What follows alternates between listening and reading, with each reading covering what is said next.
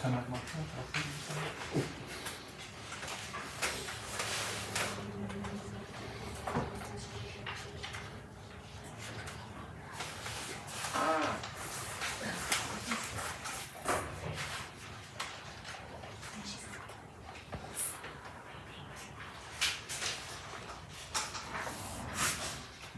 $2.7 million.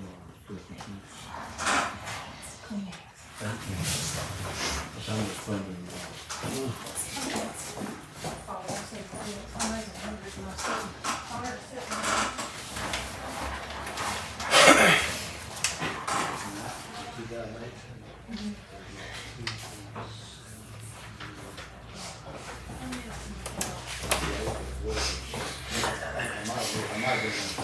Yeah. I got warm or something. If I might, I don't know what I did with it. Yeah. Usually then call, I got to get mama's tickets when I get home. I'm like, Lord.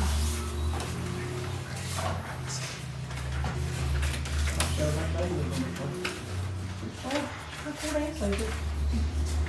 Generally, you have to be at 28, 29 for 5 or 6 hours for a less speaking. I'm not taking chances.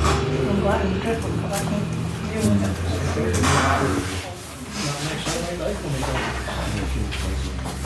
Yeah. It's going to be interesting.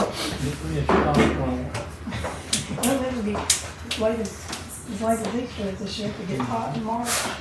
Okay, if I have your attention, we'll call a meeting to order for January 6th, 2025. Will, let's rise and we'll have a word first. That's right. Father, once again, Lord, we thank you today and we just thank you for who you are, Lord, and how you look and take care of each and every one of us, Lord, and the blessings you bring our way, Lord. And Father, right now, we just thank you for 2024, the good and the bad, Lord, during that time, Lord, and just help us to look forward to 2025 and have a good and successful year and a safe year, Lord. Lord, continue just to bless this county, bless this state, bless this nation, Lord, in the only way that you can. Lord, we just ask you to continue to protect our employees as they go throughout their daily routines, their daily business. Now, Lord, once again, we ask all these things in Christ's name. Amen. Amen.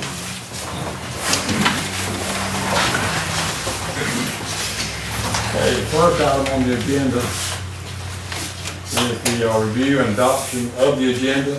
You should have received that, but since that time, Jackman has had to add 3 new items today, 13, 14, and 15. You should have them at your desk. And these have to deal with the prison over there, is that right? Prison project. The prison project, so I'm doing some funding for that.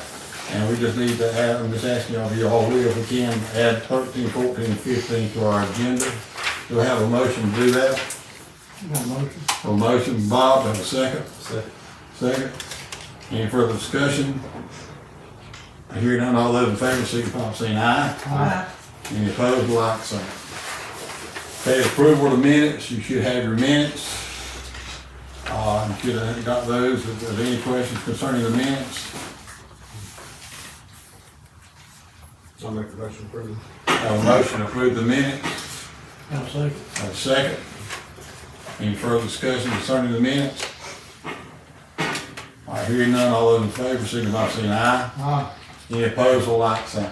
I'll abstain, please. I was not present for that meeting. Okay, that one's just thank you. Okay, next item of business is appointment of chairman. I'm gonna turn the meeting over to our appointment, Chad Corey.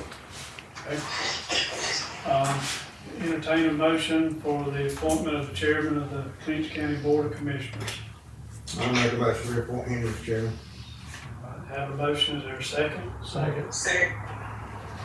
All those in favor, signify by stating aye. Aye. All opposed? None opposed.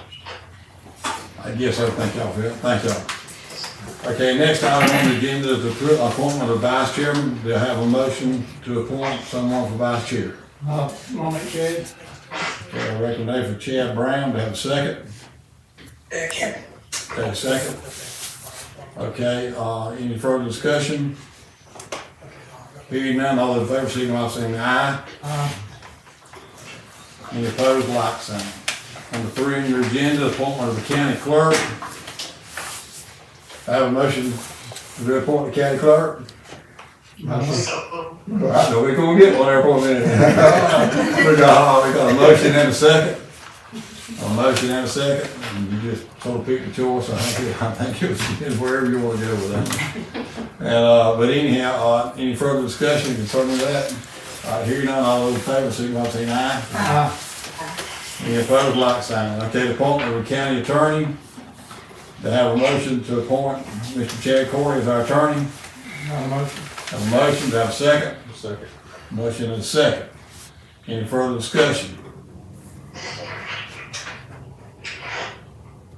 Okay, no discussion, all those in favor, signify by saying aye. Any opposed, like sign.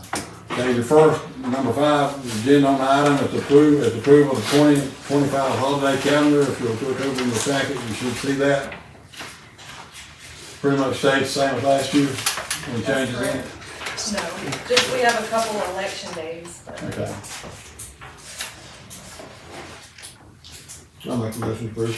Okay, got a motion to approve the holiday schedule for 2025. Do we have a second? Second. Have a motion and a second. Any further discussion? Hearing none, all those in favor, signify by saying aye. Any opposed, a like sign. Okay, the next item on the agenda is to submit names for hospital authority to fill board vacancy. And of course, this board vacancy is going Miss death of Miss Elise Martin, who passed away several months ago. And I think this may just cut off for here. You still there, Deborah? I think you still and we need to submit 3 names to the hospital board. And how that works, we submit 3 names, they can select one, or they can turn them all down, then we can select 3 more names. How you gonna do that? Do I have anybody that wants to make a nomination as far as somebody to put on the list for the hospital to consider? I'd like to nominate Mr. Phil to replace his wife. Okay, nominate Mr. Phil Martin as one. Do we have anyone else? You got anybody interested in that? Anybody contact anyone? no, they haven't. Okay. If you wanna have one, send this on a list of 1. That's all we got. You come in. Everybody in the audience Does got anybody have anybody? a recommendation from the audience? Anybody would like to serve? You can't serve Adam. I'm trying to get at him too. Okay, let's send them a list of 1. Do I have a motion to approve the list of 1 of Mr. Phil Martin to send to the hospital authority for their approval? A motion, have a second? Second. Motion and a second, any further discussion? Hearing none, all those in favor, signify by saying aye. Any opposed, a like sign. Number 7, anybody can figure this one out, I've taken, this is an interesting thing here, the House Bill 581, and we have to choose where we're going. We can choose to opt out if we don't do anything. We followed the resolution that was passed in the election as far as House Bill 581 being approved as a constitutional amendment. Is that correct? That's a constitutional amendment. Now, have any discussion on this? Y'all correct me, because we've all tried to figure this out. I've talked to everybody, and I've read, and I've looked, and I mean, it's a mess. But what this involves involves just homestead exemption. Like, if you live in your primary home and you own the home, and you claim homestead exemption on there, then what happens if we do not opt out? If we stay in and follow the constitutional amendment as it is. And y'all, I'm trying to get this right. I think I'll get it right. I hope we will. Come close to it maybe. And y'all correct me if I'm wrong, okay? If I've got anything going on here that's somebody get off the base, y'all correct me. Is that, we right now, we are under a reevaluation. Is that correct, Pam? Yes, sir. We're under a major reevaluation across the county of all properties. And of course, that reevaluation, when will it be done? Y'all have any idea? They're supposed to do it for 25 taxes. 2025 tax, so we're looking probably in the summer. They have the July the 1st in the assessment notice, but you know, it could be a little bit early, but they Okay, have so to. July 1st. Okay, so we're no later than July 1st. We'll have new property values coming out as recommended, you know, by the reevaluation. What happens here if we stay in, everybody's home, everybody's property, homeowners and all, their property will be reassessed and reevaluated. And of course, more than likely, the way things are going, the home value is going to go up. Correct me if I'm wrong now, okay? It's gonna go up. But if we stay in this, then those who have homestead exemption, their property values will revert back to 24 or 25. 24s. 24 property values. Give me time, y'all, I got to remember to keep your thing right up in my head. The 2024 property values, and they will go up according to the rate of inflation, which is what, 3 to 5%? May could be less. They're saying 3, but that's just in, you know, they go by the CPI, so. Okay, goes by, in other words, that's determined by, The part, they'll do it from the Department of state, Revenues. and then the Department of Revenue will give and they us will pass that. that. And then of course, then their values of their home will only go up according to what the percentage of that CPI value is. And it won't go up to the full amount that the home is assessed at. I talked with one individual, and their home, and they looked at theirs. It would take them about 11 years to get to the value of what of their assessed value, what their home has been assessed at a 3 to 5% rate. It's going to be definitely going to be a savings to your homeowner as far as tax exemption. And the biggest thing is only going to apply to homeowners that have homestead exemption. If you have rental property, it does not apply. And you only get to get your home off. Anybody want to add to that? Anybody welcome to add to that? I do have a question. Please do. So currently, the homestead exemption that we're under, aren't you limited to 14 acres of property with that homestead? Isn't there a locked-in number that you're allowed to claim under that homestead? Homestead, you'll get, as long as you live in there January the 1st, you can entitle to homestead. There's several. How much property? Some So if my house is owns sitting on 100. 1,000 acres, is my house and 1,000 acres included? Well, really, you'll have to leave, by state law, you leave 2 acres out with your homestead. If you're in a covenant, and I'm assuming you are in the covenant. I don't have 1,000 acres. We're You know, using most of round the numbers. people's in a covenant that way. And their 2 acre tract, Right. home site is left out. Does this one do the same thing? That one's if I had a home site and I had a mobile home on it too, that my daughter or son or whatever, or aunt, uncle was living in it, that whole parcel's gonna get S1. Get the homestead, and it's gonna freeze for 24 values. It can't go up but the 3%. Is that right, Chad? Well, it's using the same definition that you're talking about for homestead. This says homestead, and it refers back to that definition. And that definition says the land immediately surrounding the residence. So I don't know if that's set by each individual tax assessors, whether to allow 5 acres or 10 acres or whatever. But that's not, I don't think that's meant to be 1,000 acres around your. Well, I just threw a number out there because like where my mother's house, and I'm just throwing this out as an example, my mother's house sits in the middle of 2 sides of land that we now own since my grandmother's dead. So then at that point in time, would you increase that to include? I mean, because this is, we're talking, this is a significant Oh, yeah. change. So I'll give you an example of that. Bonnie's home place there, I should have let you live there, okay? But anyhow, that house and that place was 30 acres, so we got 2 acres, so it's 28 acres and a house. And I really don't know if that's all considered as, you know, or if it's separated, I don't know, I really don't know. Then why wouldn't that second house that's on Miss Bonnie's property out No, there? that's not my bonding property, that's deeded to Clyde. But see, That's it. that is a good question. We are going to a class next Monday Okay, and more, you know, information. I missed the December because the class got full. Yeah. So next Monday we'll be going to a class. but when I attended, it sounded like that this is much looser, broader than the original, and I may be wrong, because This really has nothing to do with the homestead you're talking about. It's just using homestead as a definition. that's what I'm saying, I understand. To me, this for a residential property that's owned by the person or people that are living there.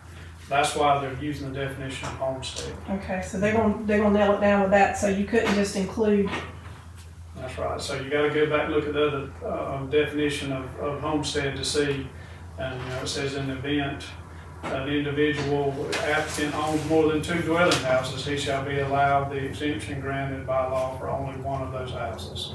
So even if they're on the same piece of property, you'd only be, I think, allowed one, and the land immediately surrounding for your homestead.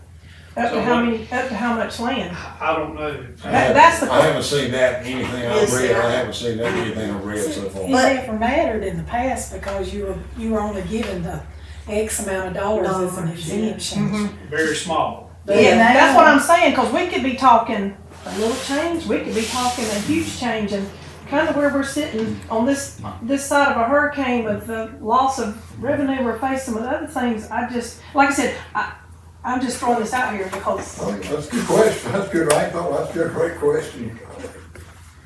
But now, I think you're gonna have to come back and identify and nail it down, and like I said, we have to go back and look and see, and I think you're gonna probably, they're gonna come back and identify the amount of property that goes with a residential home, you know what I'm saying? What the max can be. I think they'll have, somebody have to come back and give that definition at some point in time. They'll have to, because that could go, like, that could go anywhere. yeah, I mean, you know, if you're sitting out, if you have a house sitting out in the middle of, Right, and of course, the other side of that, most of our land, if you're like y'all are, Bonnie is there, it's something we got to have it under a covenant, you know what I'm saying? It's already Yes. covered under a covenant, so, that most of that land you're talking about is Yeah, already covenant. under a cougar. that's right. I'll offer this one thing, and Pam, you tell me if I'm wrong, but the current $2,000 exemption roughly for it, it comes off the assessed value of the residence on the tax digest. The residence and land is separate. I would assume that the residence would be what would be froze by house There you bill. go. Okay. That makes sense, that makes sense. That's what I'm asking, yeah, I just wanna be. No, I had not. That makes sense, what That you just that said. makes sense to me. And then you have, higher homestead, but most of your higher homestead is, like 4 and 10, 4 off the county 10. And like you're saying, that house, It it comes adds off. up It more comes off the That's home right. value, the improvement value. than the land maybe. That would be the only case if you had somebody lived in a mobile home $4,000, then they would, then that would be the question. But we will ask that at Monday's meeting. So then would this be something we wanna move ahead on before she gets all these other answers? Yeah, we can table this, because like I said, I'll be honest, this right here, I haven't found anybody yet to sit down and explain this to me. Y'all got to have 3 meetings, and you got to, if you opt out, you've got to have a letter to them by March the 1st, I think it is. Yeah, it's more. Well, So I'm we not got- suggesting we opt out, but I'm saying, I don't know that I have enough information, cause I got a lot of questions. Time. What we need to do, we need to table this in the February meeting, what we're saying. Yes, sir, I make a motion, we table So it. we've got a motion to table this to February meeting to get a little bit more information. A motion and a second. Any further discussion on this? Because this is a complicated, although the favor signify by saying aye. Aye. Any opposed? Y'all, this is something right here it's a lot to absorb. I've never hardly seen a constitutional amendment that didn't have a lot of values to it. Okay, approved budget amendment resolution for FY 2025. All right, Ms. Jackson, I'm gonna turn that to you. All right, you'll find in your packet the, resolution to amend the budget on page 21. These budgets are, these budget amendments are for some departments that have already gone over a little bit in their line items, as well as, the former sheriff had a budget of 5 months, and our newly elected sheriff, had to, come up with some budget figures on his line items for his 7-month budget from January to July. So that includes those as well, and also the storm cleanup. We didn't have that, budgeted for, so we had to do an amendment, for that line item too, and add that in. So those budget amendments are on page 22 and 22 and 23, so if anybody has any questions on those. What is the total amount exactly that we're looking at here? All of it. Well, the amount that, the difference of our fund balance that we would have to come up with is $211,355.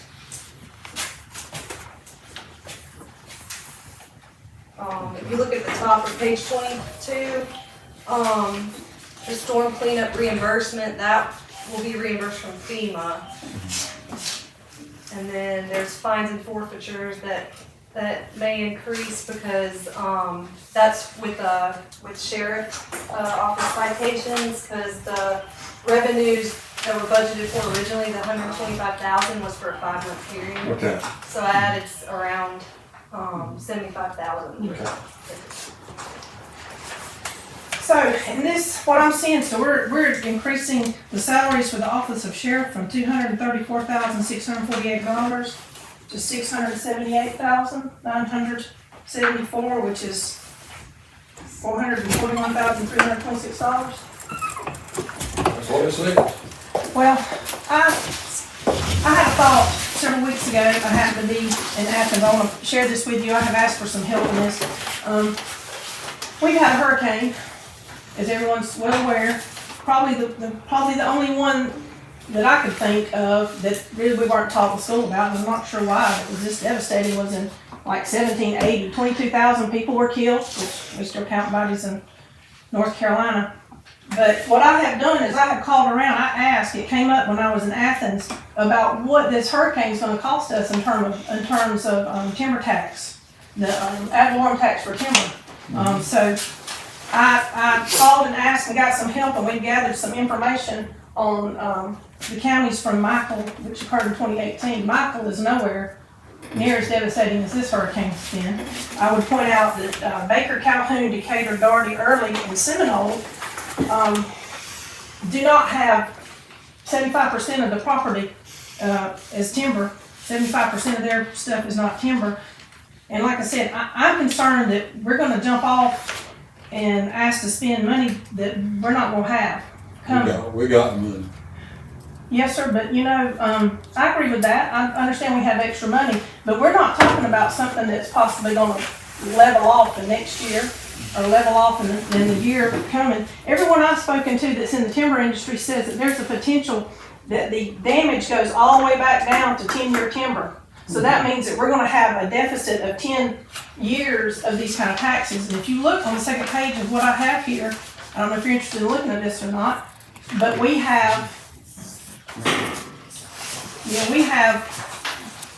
currently held in, our total timber tax levy has held in pretty much around I'd say about $730,000. But when you break it down over the last 10 years for this county, from 2014 to 2023, we've consistently gathered in, I would say, looking at those numbers, and I'm not really good at math, so I don't try to act like I am, but you're talking probably about $265,000. So we're doubling what we're potentially losing in a salary for an office. That, I mean, when we all agreed, when I ran in May, I had no idea that I'd be walking into something that would be this devastating. I mean, nobody knows what this is going to be, and I understand we have reserves, but if this lasts for 10 years, how can we justify? I don't think we need to be adding anything at this point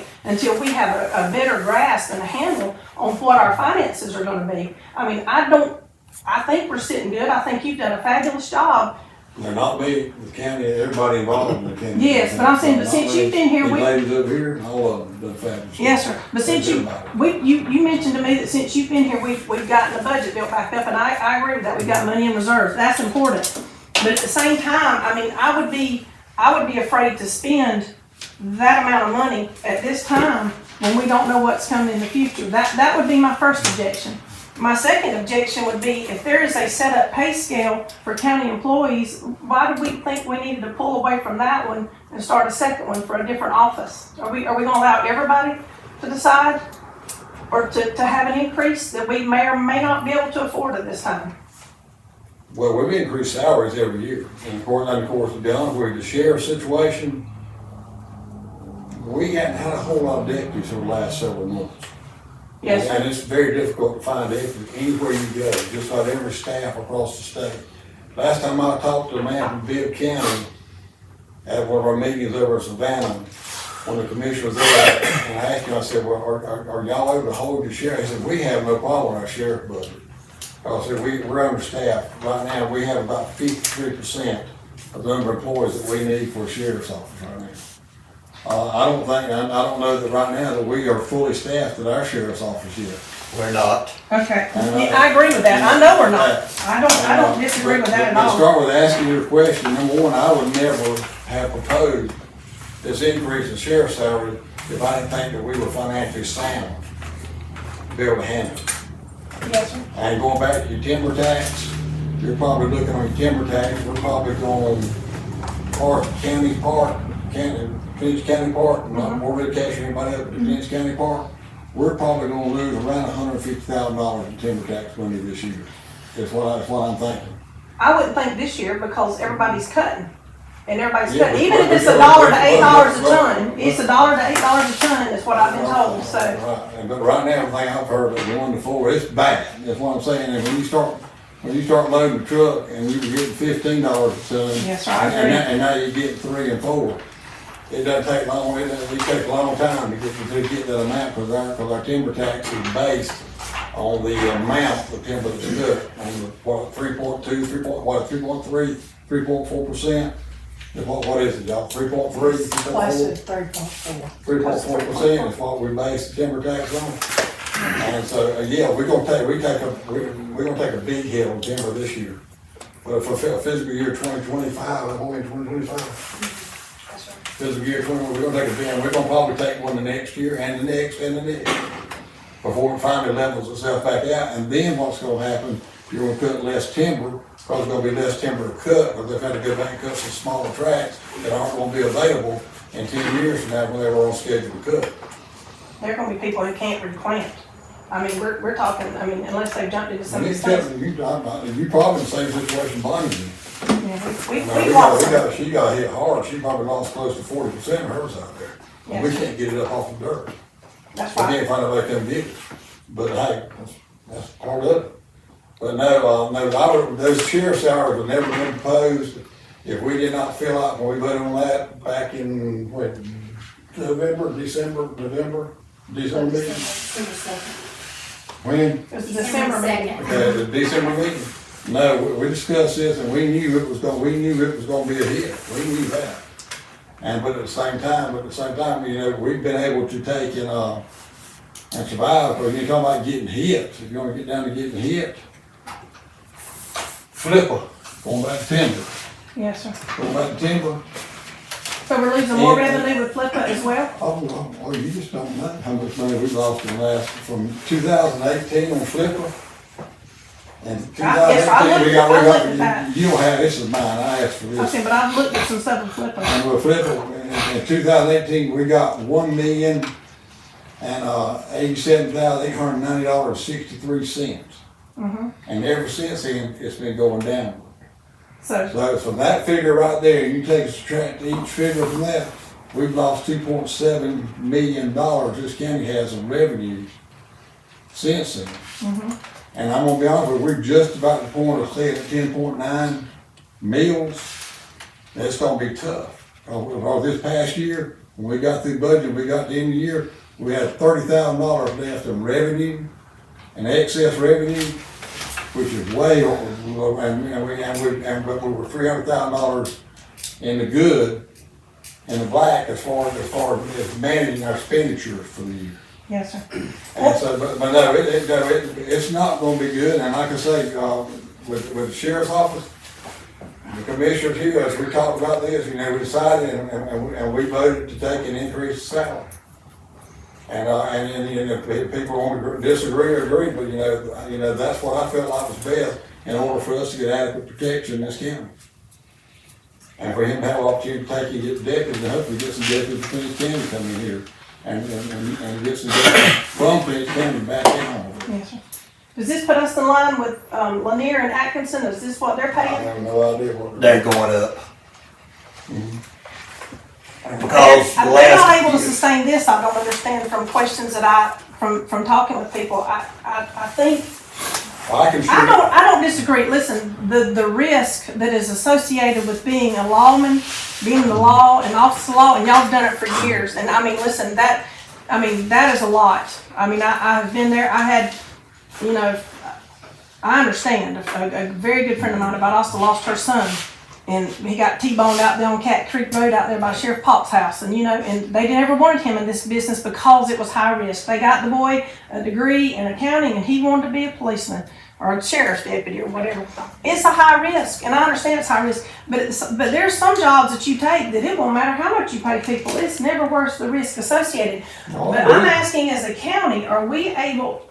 I've answered that 3 times. We are financially sound to be able to handle this. But you also just said with FLIPA, we're also We're still continuing sound. to We're still decrease. sound to handle this financially. Okay, so then let's do that. Then the next thing is, how are we pulling one constitutional officer's budget separate from what we had set as a pay scale? Because y'all have a set pay scale. I've seen it where you get and you move Because up. the majority of the county commission decided to do that. That's why. And when the majority of the commission speaks, you can do it. Well, if we don't amend the budget though, can they still have the same? Can we amend? Then my question will be, can we amend this budget and accept this amendment for this budget? But I mean, I agree that they should have some pay raise, but that's a bit much. Because let's talk about the pay raise for the office of chief deputy. If the office of the chief deputy has moved from $22 an hour to $30 an hour, and there's a $7,400 supplement, that 75, beg your pardon. I told you numbers aren't my thing, but that does put that office making more than the office of the sheriff's office. So are we? You generally don't, in fact, like when I was in education, you don't allow, the superintendent has to make more money. The sheriff's salary comes from the state. It does, Yes. It does, I agree. So, But like I say, were y'all aware that was gonna be? you're not aware of that, Tony. Yeah, we were. There's not much goes through here I'm not aware of. And these other board members aren't aware of either. Okay, so right now, we have a motion, we have a motion on the table to approve these budget amendments. Have we made a motion? Was there a motion made? Do I have a motion? I'll make I got a motion. Do I have a second? I have a motion and a second. Okay, now we got one, okay? Okay. Like I said, it's not personal. It's Well, I not agree personal. with that. I agree. I- My concern is that we have gone, But plus we're increasing the amount of money that we have to spend for jailing inmates, which is understandable. I mean, but do we have to pay that on the people we arrest, or we just pay that as a flat? no penalty, number of halves. How much is the day per inmate? I'm not sure. About 40 or 50, about $50 About a day. 50. Less than 50 on that. Okay. Well, the final thing that I would offer on this is that what's been done is there's been a pay raise, or there's a pay scale that has been set for every person that works for the county. Mm-hmm.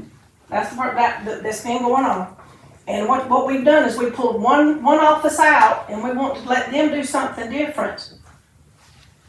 And Chad, is if I understand correctly, from my meeting I attended back, that it says that the Georgia Constitution prohibits commissioners from taking any action affecting the salaries of county officers. They says they may provide local salary supplements, but I thought that was supposed to be something that County came. officers, constitutional officers. Yes, sir, that would be the office of the sheriff and the clerk of court. And and that would be the sheriff, the tax So commissioner. so we can adjust their salaries without them being, we can propose as a commissioner. Not those people, not the sheriff, not the constitutional officer, we cannot Yes, adjust sir, their salary. we're not adjusting his, we can add a supplement, that does, But we can adjust the salaries inside that office. so that officer does not present a salary to us, we get to decide what they make. They can present it, but we can accept or reject it. So then, Because that's one thing the county commission do, we control the budget. but we can have commissioners who make a recommendation. Cause what I understood from my meeting. The recommendation was based on, I think, the chairman's meeting with the sheriff. So the recommendations, I think, came from the sheriff. And those recommendations, as I understand it, fit within the line item of the budget that had already generally been set for a 12-month budget. So the understanding is, I think the motion was to agree to the salary scale that Raymond had requested, but to stay under that line item budget of the commission. And that's the power of the commission, is to set the line item budget for salaries for the department in total, or itemize it out, and you could have a line item for salaries. And I think the commission here has a line item, total line item for salaries. Technically, the sheriff could decide to spend that on 2 deputies or 20 deputies. But he can't go over that line item unless the commission agrees. And I was here to meet one, I said, I agree with the raises, but I won't go over the line item. I said, if they go over that line item, I'm not approving no more for that line item. That's what I said that night. Okay, As long as that line item stays in that total, I'm happy with it. But if it goes over that line item, I won't be wanting no more money for that line item. For the salary, if it goes over that line of salary, I won't want no more for it. okay. I We said, talk stronger about overtime hours too. Because it was ungodly overtime They hours. want to keep their overtime hours down, but say in this your line item, they can't go over because you pay somebody $30 an hour, if it goes over, that's $40 an hour. Yes. You can't have no overtime hours, hardly Yeah. keep it in that line item. That's right. So I think Raymond could change his mind and say, I don't need that many deputies, I only need this many deputies, and I'm gonna give them more money. Or I need extra deputies, and I'm gonna give them less money. So it was his request and recommendation on that pay scale to stay up under the line item. Okay, so will we allow other offices if they decide they wanna do something outside of that? They can That they can take and present to us in the budget time whatever they want to present. It doesn't mean we're gonna approve it. Well, I just, But we have final say and final approval. And so far, you know, with the people that we've had here, like I told you, the reason we are in good financial shape, is people like Jamie, like the tax appraiser's office, them, clerk of court, everybody trying to do their part in keeping everything down and watching expenditure and what we spend money on. And that's why we're in the shape that we're in. okay, that was my question. I also think you asked something about gas, about them driving personal vehicles and stuff. Was that, I saw that in the minutes. About that, did we adjust their gas stuff as well? Did that change? One of the things that I know that a sheriff's office in Florida does is that if an employee drives off with a vehicle and it breaks down at their house or somewhere like that, or something goes wrong, they're responsible to pay for that, and they pay for like any amount of gas. If you leave here and you drive to your home and you drive that one back and you're out of the county, then they take the money out of those people's checks to pay for that gas. So We're gonna let the sheriff manage that because he is the constitutional officer and He he is is, in charge of that office. But I know Mr. Bob asked that, I just was pointing out that I read that and was talking to somebody, that's what they did in their county. I was saying that. Okay, we got a motion and a second on the table. Do I have any further discussion on what we've already had? I hear none, all those in favor, signify by saying aye. Any opposed? No. Opposed, there. All right, okay, moving on. Okay, approve the, reappointment of Lorraine Buckholder to the Board of Elections. Let's go ahead and do 9, 10, and 11 all together, y'all, for 10. Reappoint Ms. Ryan Burkholder to the Board of Elections, reappoint Billy Cunningham to the Board of Elections, and reappoint Mr. Jerry Evers to the Board of Elections. Do I have a motion to make these reappointments? Motion. I have a motion, and a second.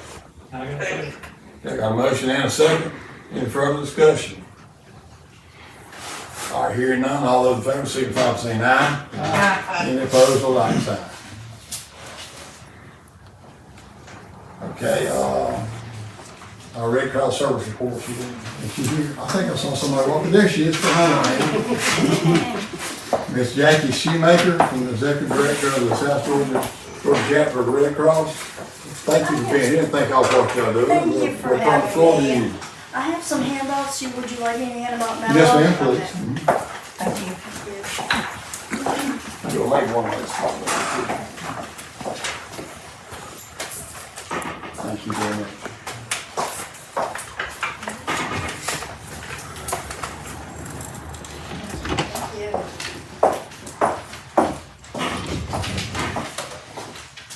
I'm Jackie Shoemaker. I'm Executive Director for the South Central chapter of the Red Cross of Georgia. It encompasses 25 counties in South Central Georgia. My office is in Valdosta, and my business card is in the inside cover of this folder I just handed you, along with my cell phone number, so you have a direct line to me anytime that you need me. Behind me in the office is a disaster program manager. She's your direct interface between your EMA, your police, your fire here in the community for any type of disaster that occurs. What I wanted to share with you today, just very briefly, there's a page on the inside right side that's kind of a summary of our stats. To the county. For the first 11 months of the year, we responded to, I believe, 5 home fires, and then of course the major disaster of the hurricane. We provided over 5,000 meals to the community, and 396 disaster supplies and cleanup kits.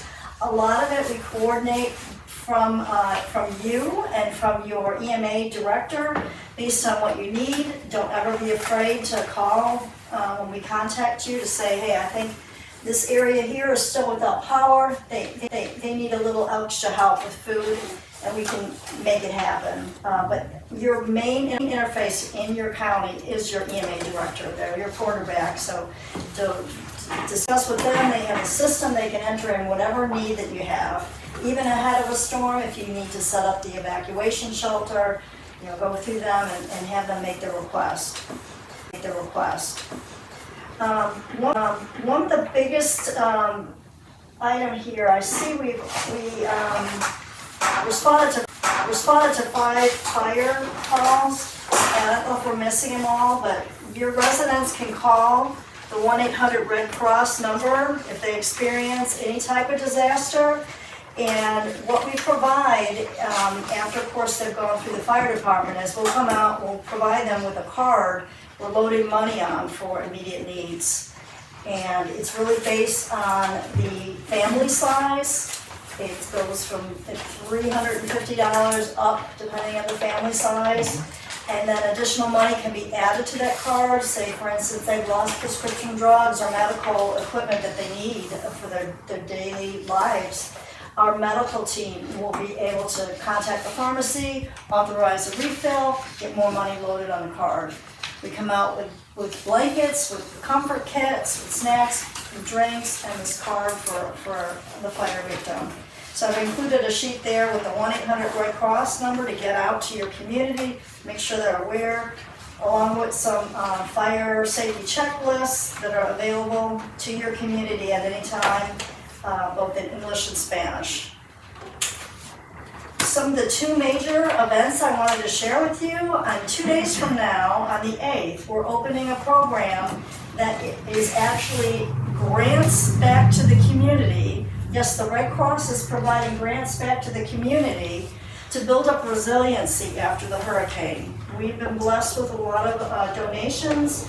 We have what we call a long-term recovery grant. The people or the organizations that are eligible for these grants are 501c3 nonprofits that have been in existence for at least 3 years, or faith-based organizations with an operating budget of at least $250,000. And then they can apply for a grant, again, starting on the 8th of this month. There's a website set up. We'll have weekly informational sessions for anybody that wants to jump on and find out what it's all about. If you Google Red Cross long-term recovery grants, you'll get to that page. I don't have the website, I don't have it with me here, but again, Red Cross long-term recovery grant. And you'll see some links directly to those workshops, and then links also to the applications for those organizations to apply. Now, on top of that, Red Cross went through providing the shelter, the food, and then we had some individual assistance. You had a few people take advantage of that and receive money from us, but I don't believe it's all the people that could apply. And there's a second wave coming called the Bridge Assistance Program. It's opening up on the 14th of this month, and that portion of money is going to be a little bit more than the first wave. So we are going to be reaching out to all those homes that we've identified as major structural damage or destroyed. Those are the homes that qualify. If you know of someone that's has a home that's been majorly affected or destroyed, and they didn't hear from us by the 14th of this month, give me a call. We got to make sure that they're in line to be considered for these funds, because it is a substantial amount for them to help them get over any hurdles that they're having. And what can that money be used for, like rebuilding or what? Yeah, the only restrictions we put on the funds that we hand out during disasters is they can't be used on alcohol, firearms. So we discourage people from if they want water, that they don't go to a packaged goods place because it might get bounced. But basically they can use it on, whatever they need to use it. Okay. Yeah. So if we don't have them in our system as major destroyed, they might have to supply a little bit more paperwork, perhaps some paper that they've submitted to their insurance or to FEMA. We will have to take a look at that to confirm, because now we've got several months and maybe they prepared the major damage already. So we just need some proof that that's the case. We also, I'm going to back up a minute because I forgot to mention fire alarms. If your county needs fire alarms, we can work with your fire department and supply those. Even if you have hearing and vision impaired individuals, those are very costly alarms. They run about $250, $300 each.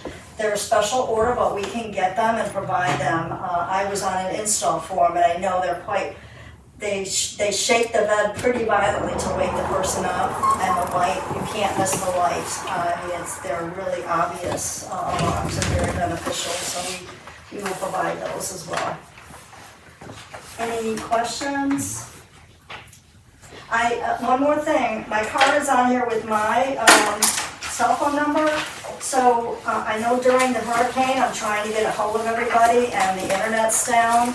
If you feel comfortable, please send me a text message with your cell phone number so I have it, just for circumstances like the hurricane, because I'm trying to update you. That's my job when a hurricane hits, so I'm updating you on what's available. So I appreciate your time.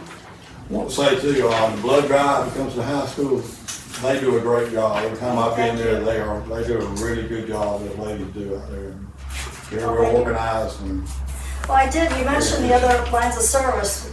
You may be most familiar with the Red Cross in terms of disaster and blood, but we also offer service to military, current military personnel and veterans. We have a lot of things available.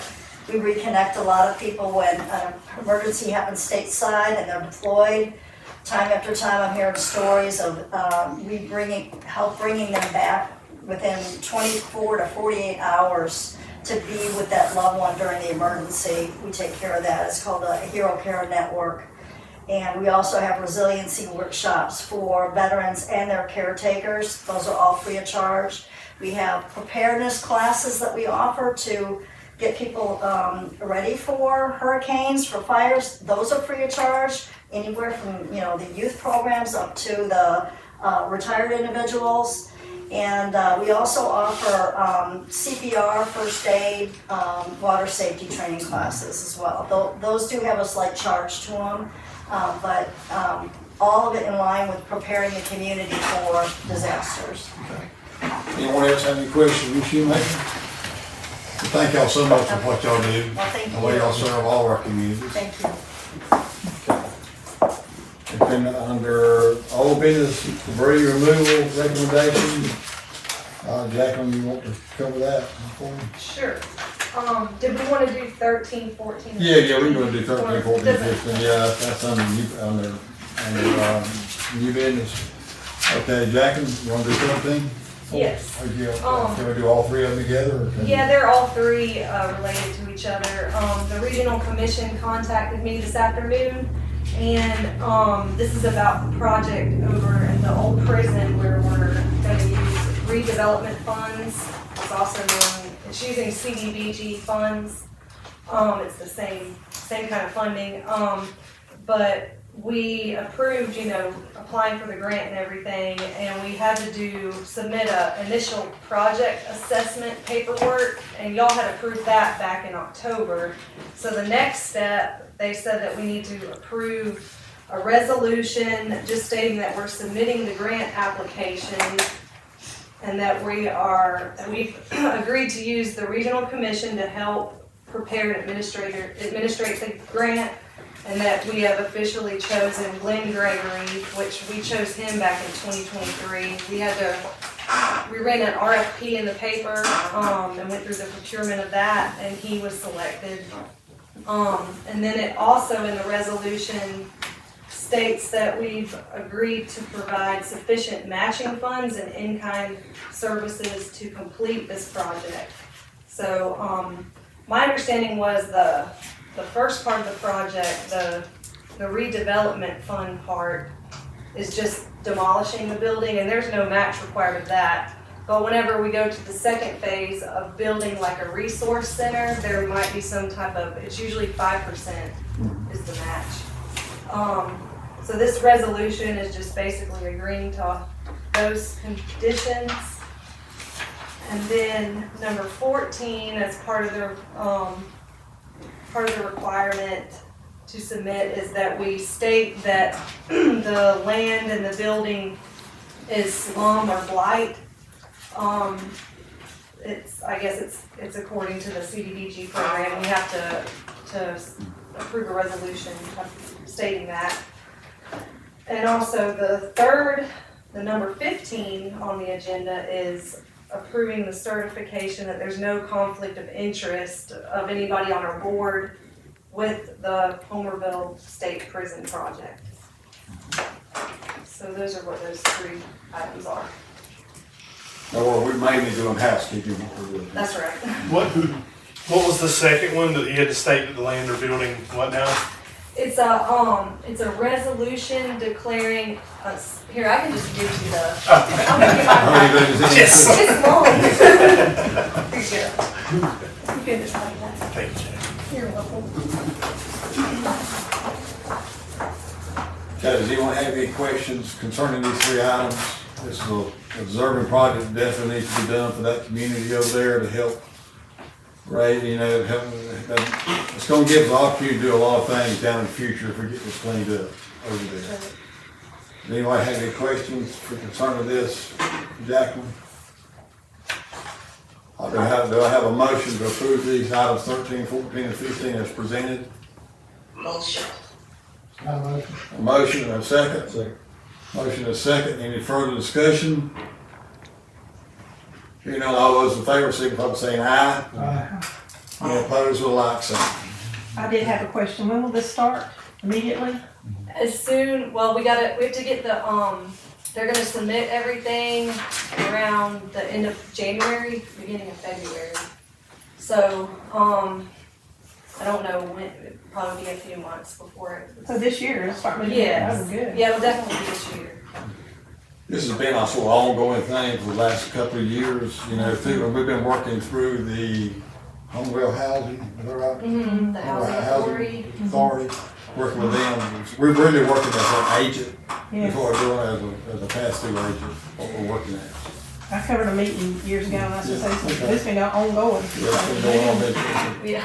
probably longer than that, to be honest with you. Yeah. We really got it going off the ground about 23. That's right. Okay. We got a motion and a second, did we ever vote? All those in favor, signify by saying aye. Okay, all opposed, like sign. All right, there are old business, Jack, on turn number 1 and number 2 over to you. Okay, the debris removal recommendation, the first, item, me and, Andrew Nelson and, Patty Roberts. Patty Roberts is the deputy EMA, under Andrew. We all got together and we, scored all the debris removal contractors that submitted bids back in the fall. So I made, I don't know if y'all see, I know y'all have a lot of sheets on your desk, but there's 2 separate packets for y'all to look at. The debris removal score sheet should be on the top. So we use score sheets for the debris removal, and it was based on, the selection criteria was past performance, firm qualifications and experience, project approach, price, proposal, fee schedule, and technical approach.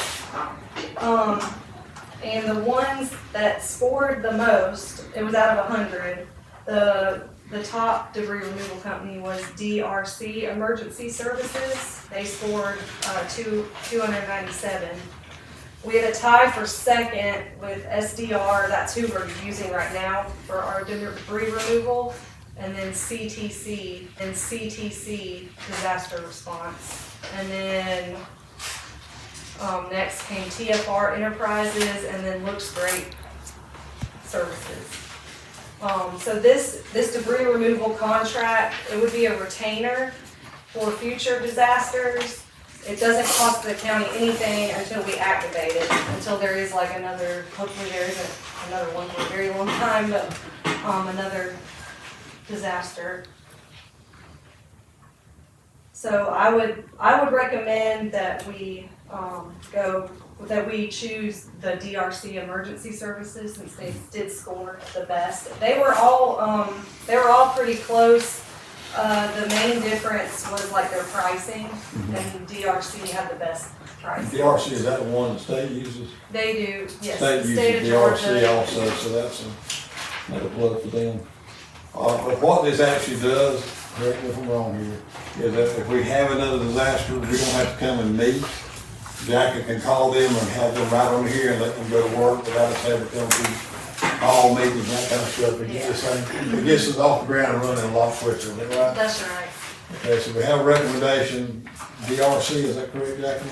Yes, and if you have a debris removal, company on retainer, you also get a little bit bigger reimbursement from FEMA as well, so that helps. So, do we have the recommendation of the company, that she is recommended? I'll make a motion to go with We the. have a motion, we have a second. Second, yeah. A motion, second, Tanya. Any further discussion on that? Hearing none, all in favor, signify by saying aye. Aye. Any opposed, like sign. Okay. Number 2, Jack, what are you doing? Okay, the second, item of business, debris monitoring recommendation.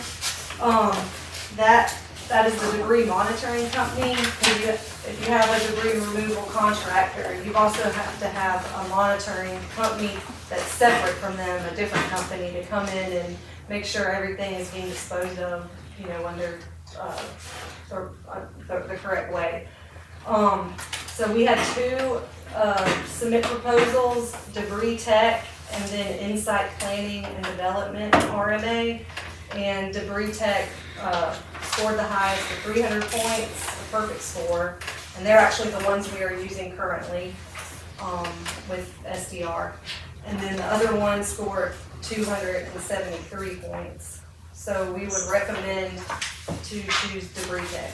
Okay, so our recommendation for debris tech to do our monitoring, to have a motion to approve that recommendation. Motion. A motion, do I have a second? Second. Okay, got a motion and a second. Any further discussion?